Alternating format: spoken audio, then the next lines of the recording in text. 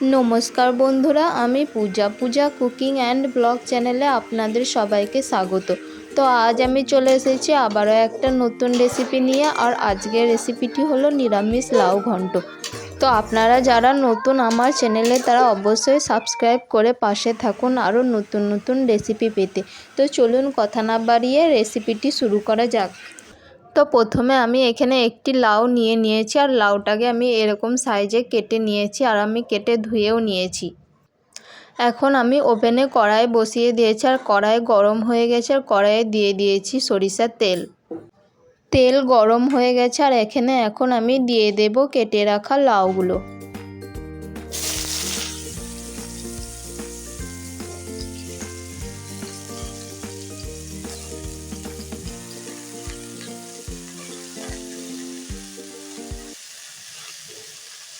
এরপর আমি অ্যাড করে দেব কিছুটা পরিমাণ হলুদ গুঁড়ো আর দিয়ে দেব কিছুটা পরিমাণ লবণ। এখন আমি নাড়াচাড়া করে লাউটা ভাজতে থাকবো।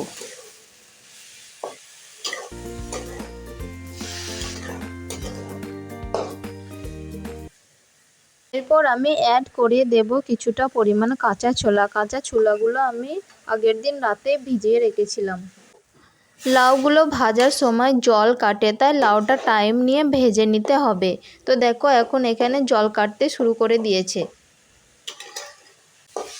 তো এখন লাউর মধ্যে থাকা জলটা প্রায় শুকিয়ে এসেছে আর এখন আমার লাউগুলো ভাজা হয়ে গেছে। এখন আমি একটি পাত্রে তুলে নেব লাউগুলো।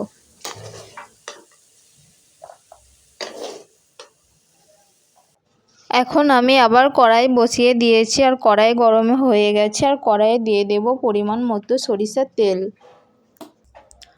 তেল গরম হয়ে গেছে আর এখন আমি ফোড়নের জন্য দিয়ে দেব শুকনো লঙ্কা, গোটা জিরে আর দিয়ে দেব তেজপাতা। তো এগুলো থেকে ভাজার সুন্দর একটা গন্ধ বেরিয়ে আসলে এখন আমি অ্যাড করে দেব কেটে রাখা একটা মিডিয়াম সাইজের টমেটো।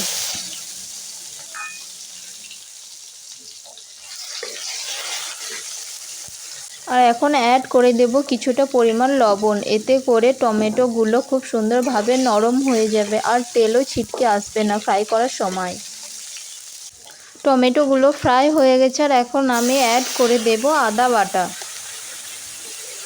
আর আদা বাটার কাঁচা গন্ধটা চলে যাওয়া পর্যন্ত আমি ফ্রাই করে নেব। এরপর আমি গুঁড়ো মশলাগুলো অ্যাড করে দিয়ে দেব ধনে গুঁড়ো, জিরে গুঁড়ো, হলুদ গুঁড়ো আর ঝালের জন্য দিয়ে দেব লঙ্কা গুঁড়ো। এখন আমি মশলাগুলো ফ্রাই করে নেব। আর মশলাগুলো যাতে পুড়ে না যায় তার জন্য আমি কিছুটা পরিমাণ জল অ্যাড করে দেব।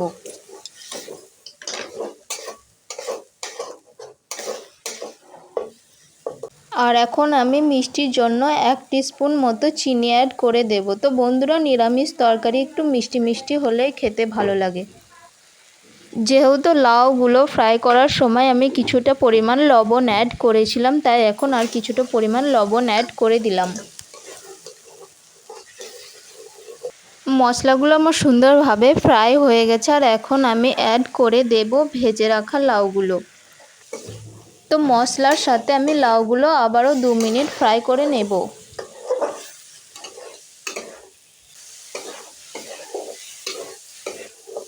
দু মিনিট ফ্রাই করে নিয়েছি আর এখন অ্যাড করে দেব পরিমাণ মতো জল। এখন ঝোল ফুটতে শুরু করে দিয়েছে আর এখন আমি অ্যাড করে দেব কিছুটা পরিমাণ চালের গুঁড়ো জলে গুলে। আপনারা চাইলে আটা বা ময়দাও দিতে পারেন। এতে করে রান্নাটা খুব সুন্দর মাখা মাখা হবে আর খেতেও অনেক ভালো লাগবে। আর এখন আমি ঢাকনা দিয়ে ঢেকে 5 মিনিট মতো রান্না করে নেব। 5 মিনিট হয়ে গেছে আর এখন আমি ঢাকনা খুলে নেব।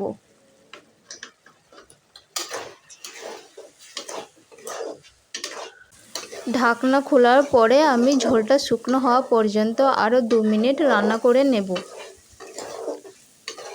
আপনারা চাইলে এতে গরম মশলা অ্যাড করতে পারেন, আমি আর অ্যাড করছি না। ফাইনালি আমার রান্না কমপ্লিট হয়ে গেছে আর এখন আমি গ্যাস অফ করে 5 মিনিট স্ট্যান্ড বাই রেখে দেব। তো ফাইনালি আমার রেডি হয়ে গেছে নিরামিষ লাউ ঘন্ট রেসিপি। আর এটি গরম গরম ভাত বা রুটির সাথে আপনারা সার্ভ করতে পারেন। তো আমার ভিডিওটি কেমন লাগলো অবশ্যই কমেন্ট করে জানাবেন। ধন্যবাদ আমার পুরো ভিডিওটা দেখার জন্য। দেখা হচ্ছে নেক্সট কোনো রেসিপিতে।